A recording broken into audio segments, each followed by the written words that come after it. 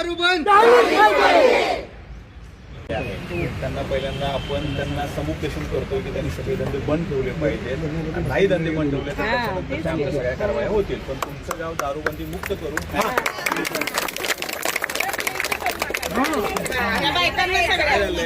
तुम्ही सर्व माझ्या भगिनी आहात. तुम्ही यायची पण आवश्यकता नाही. मला एक निवेदन बसले तुमच्या अगदी पोलीस ग्रामपंचायत शिपाईकडनं जरी पाठवलं असेल तरी मी त्याची दखल घेणार एवढी सांगतो. तुमची तर दखल घेणारच पण ते यायची पण आवश्यकता. एवढा त्रास घेऊ पण नका. तेवढं खातं सक्षम आहे.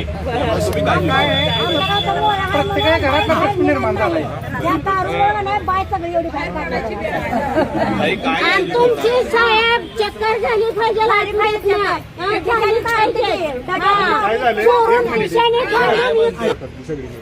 मला त्यांचे जर थोडेसे रिपोर्ट जर मिळाले डेथ कारणाचे तर जरा बरोबर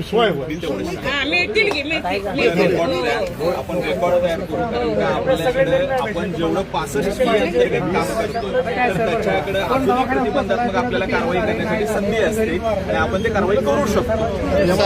साहेब बरं का एका कुटुंबातले 4-5 माणसं दारूमुळे आणि वडील 3 मुलं आणि नातू असं एका कुटुंबातली गालफाडी कुटुंबातली 5 माणसं काय आलीत ना.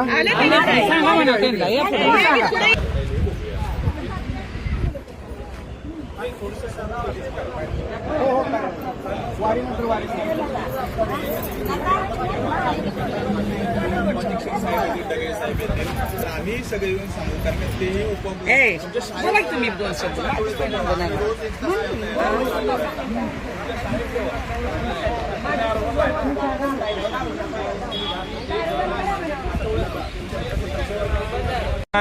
कलम मोठ्या प्रमाणात चालतोय. मटका तिथं मोठ्या प्रमाणात चालतोय.